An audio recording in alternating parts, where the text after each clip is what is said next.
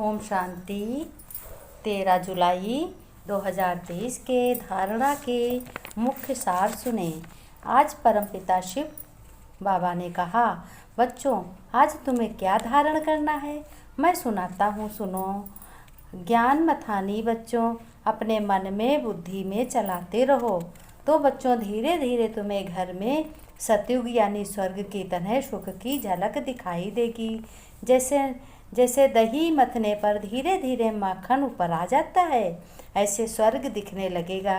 रात को भी बच्चों मेरी याद करके ज्ञान का मंथन करते करते बाबा से गुड नाइट करके सो जाओ। शिव बाबा ने कहा, बच्चों रात को भी मेरी याद करते करते और ज्ञान का मंथन करते करते शिव बाबा से मुझसे गुड नाइट करके सो जाओ। स्वर्ग बच्चों कैसे याद करोगे? जैसे श्री कृष्ण का बचपन और फिर उनकी लीलाएं, यशोदा नंद बाबा के संग का प्यार और सखा सखियों का प्यार, ग्वाल बालों के साथ का प्रेम, कितना प्रेम था। नंद बाबा सब जानते थे और यशोदा कुछ नहीं जानती थी। यशोदा कृष्ण से कितना प्यार करती थी। उल्हाने देने पर, गोपियों के उल्हाने देने पर वो गोपियों को सुना देती थी कि मेरा कृष्ण, मेरा लाला ऐसा नहीं है। तो बाबा ने ज्ञान को अच्छी तरह समझा कर अपने अंदर मन बुद्धि में घोटना है। बाबा ने कहा, बच्चों ज्ञान को अच्छी तरह समझकर अपने मन बुद्धि में घोटना है और मथते मथते मथानी चलानी है, जिससे कि ज्ञान से तुम समझदार बन जाओ और तुम्हारे चेहरे की झलक खुशी से चमक न्यारी और प्यारी हो। फिर शिव बाबा ने कहा, बच्चों श्री कृष्ण का जन्म से जब तक राम की लीला ना आए तब तक स्वर्ग ही है, और फिर जब सीता हरण होता तब कलयुग का लेखा जोखा शुरू होता है। तो जैसे श्री कृष्ण जन्म अर्थात सभी ने ज्ञान सुनकर जन्म लिया, तुम सभी बच्चे भी श्री कृष्ण घराने में जाने की तैयारी कर रहे हो।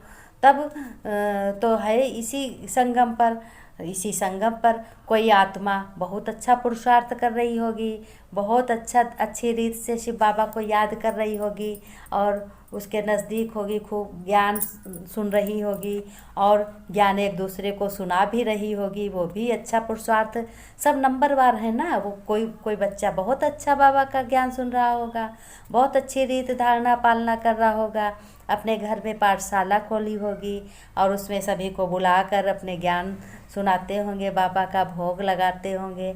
तो आत्माएं जो हैं वो पहले फर्स्ट नंबर में, जितने विकार अपने अंदर सब गायब होते जाएंगे उतने ही तुम अच्छे से अच्छे सोना होते। ज्ञान है अग्नि में जब तुम अपनी याद को, अपने कर्मों को, विकर्मों को नष्ट करोगे तब क्या सोना हीरे जैसे बन जाओगे। जैसे सोने के जेवर बनाने के लिए सोना तपाया जाता है, फिर देखो कितनी अच्छी डिजाइन बन जाती है। इसी प्रकार से तो बाबा ने कहा, बच्चे जब ज्ञान की अग्नि है, अग्नि से और अपने विकर्मों को, गलत कर्मों को भ्रष्ट करेंगे, नष्ट करेंगे, जलाएंगे, तभी बच्चे हमारे साफ सुथरे हीरे जैसे जेवर की तरह बन जाएंगे। इसी संगम पर श्री कृष्ण भी ज्ञान सुनकर 16 कला संपूर्ण बन रहा होगा। कोई ऐसी आत्मा होगी जो बहुत छोटी सी उम्र में ही ज्ञान सुनने लगी होगी। बाबा ने कहा, बच्चों तुम्हारे चलन अब ईश्वरीय होनी चाहिए। बाबा ने तुम्हें बच्चों न्यारा और सबसे प्यारा बनना है। बाबा ने कहा, बच्चों तुम्हें न्यारा और सबसे प्यारा बनना है। फिर बाबा ने कहा, बच्चों वरदान दे रहा हूँ तुम्हें, जहाँ तुम्हारा शिव बाप साथ है वहाँ सर्व शक्तियों का अनुभव अपने आप सदा होता जाएगा और सभी कुछ प्राप्त होता जाएगा। कुछ भी असंभव नहीं है, सब संभव होगा। फिर स्लोगन में बाबा ने होमवर्क कहा, बच्चों जैसे नैनों में जैसे नूर समाया हुआ है, ऐसे बुद्धि में शिव पिता की याद समाई हो। तभी तो बाबा ने कहा कि बच्चों याद करते करते सो जाओ, सुबह के उठो, गुड मॉर्निंग बाबा, गुड मॉर्निंग बाबा, आज का दिन बहुत अच्छा हमारा हो। मन में संकल्प करो, मैं सफलता मूर्त आत्मा हूँ बाबा, आज मैं हर कर्म में सफलता ही सफलता मुझे मिलेगी। और बाबा को साथ, बाबा हरदम हमारे साथ में रहना, बाबा गुड मॉर्निंग, बाबा साथ चलो, कहीं भी जाओ मन बुद्धि से बाबा को साथ में लेके जाओ। अनुभव करो हर बात में। महिलाएं हैं, माताएं हैं, बच्चियां, बहनें हैं, खाना बना रही हैं, भोजन बनाते समय तो बाबा को याद करो कि बाबा आया मेरे साथ, भोजन बनवा रहा है, बाबा मेरी मदद कर रहा है, बाबा सब काम करवा रहा है। हर काम में बाबा को साथ ले लो, कितनी अच्छी याद आएगी, सारा दिन याद ही याद आएगी। याद करने के लिए कोई एकांत थोड़ी बैठना पड़ता है। बाबा ने कहा बच्चों याद करते रहो, काम करते रहो और चलते फिरते रहो, फरिश्ते बनते रहो, फरिश्ते की तरह उड़ते रहो। कभी कोई काम मुश्किल नहीं है। हमारी छत्र छाया के नीचे सर्व शक्तियाँ प्राप्त करते रहो और सभी को शक्तियाँ देते भी रहो। जैसे बाबा ने कहा दूध मथने पर मक्खन जैसे आ जाता है ऊपर, कितनी खुशी होती। देखो हो गया छाछ तैयार हो गई तो मक्खन देखकर कितना खुश होते हो। तो ज्ञान ही मक्खन है।